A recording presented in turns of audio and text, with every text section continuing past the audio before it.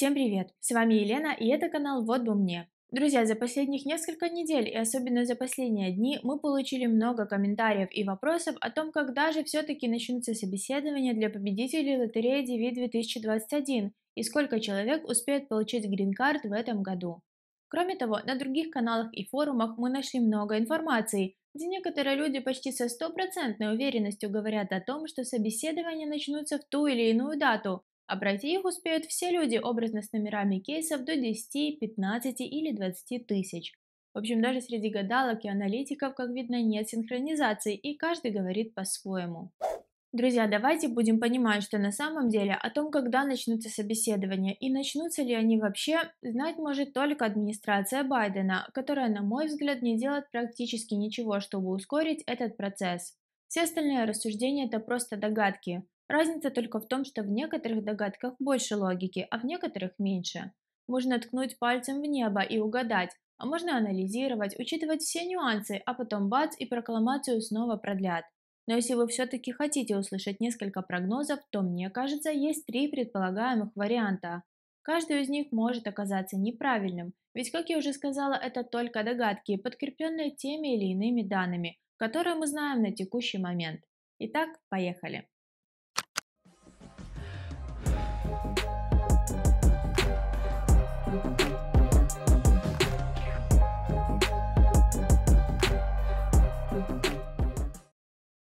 Первый и самый лучший вариант – собеседования начнутся уже буквально через месяц, к концу марта. Почему к концу марта? Первая причина – слова государственных ответчиков на судебных заседаниях о том, что администрация президента и так рассматривает отмену прокламации и даст ответ по этому вопросу до конца февраля. Если так и правда случится, а консульства и посольства начнут работать незамедлительно, рассылая приглашение на собеседование всем, чьи номера кейсов уже есть в визовых бюллетенях, то начало собеседования все равно не стоит ожидать в первые дни марта, ведь приглашение на интервью отправляют с запасом времени, для того, чтобы была возможность успеть подготовиться и пройти медосмотр, приехать в другой город или даже страну. По практике прошлых лет уведомление с записью на собеседование человек получает за 3-4 недели до назначенной даты. Второй, не самый плохой вариант – собеседования начнутся в конце апреля – начале мая. Причина такого расклада – прокламацию не отменят, и срок ее действия закончится самостоятельно 31 марта. И если никаких дополнительных ограничений к тому времени не добавится, по аналогии с прошлым вариантом, собеседования начнут назначать сразу же, с запасом в 3-4 недели на прохождение медосмотров и всего остального. В таком случае счастливчики с маленькими номерами кейсов начнут получать визы уже в мае, а скорость и количество проведенных собеседований, конечно же, будет зависеть от скорости работы консульского центра в Кентукки и посольств США в разных странах. Третий и последний вариант – собеседования начнутся летом или не начнутся совсем, если прокламацию решат продлить или вставят новые палки в колеса эмиграции в виде временных ограничений в связи с пандемией коронавируса или защитой населения от безработицы. Несмотря на то, что Байден во время предвыборной кампании обещал быстро расправиться со всеми ужасными законами Трампа, на деле мы видим, что он совсем не спешит выполнять обещания и даже больше, в какой-то мере, даже усложняет въезд в США на данный момент. Мы очень надеемся, что такой вариант развития событий не наступит, но учитывать нужно все. Что же касается количества человек, которые успеют пройти собеседование по DV 2021, предугадать еще сложнее.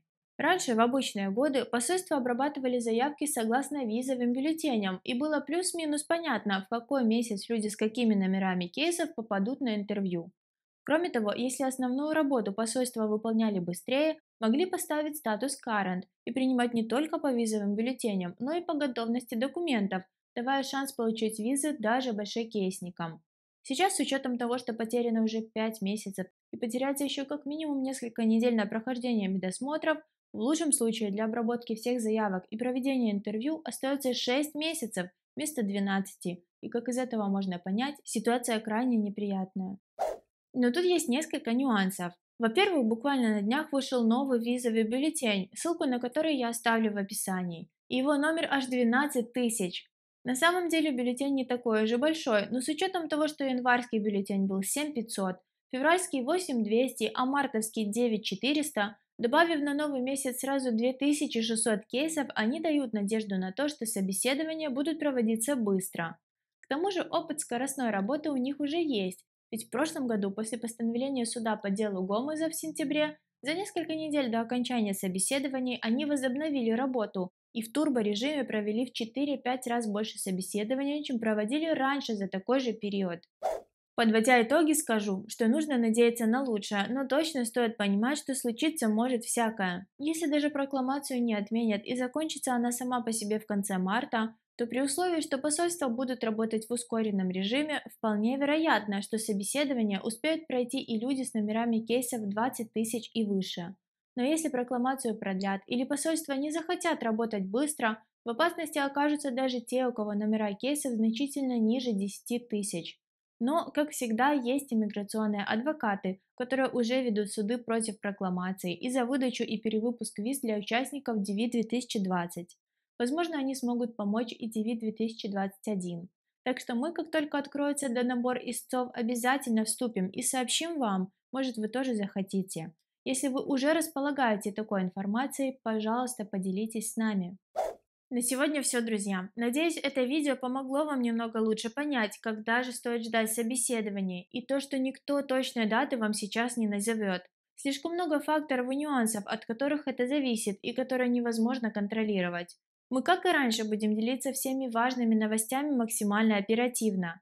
Если информация была полезной и познавательной, поддержите наш проект. Подпишитесь на канал, подключите уведомления, поставьте лайк и поделитесь этим видео с друзьями. А если у вас остались вопросы к нам, смело задавайте их в комментариях.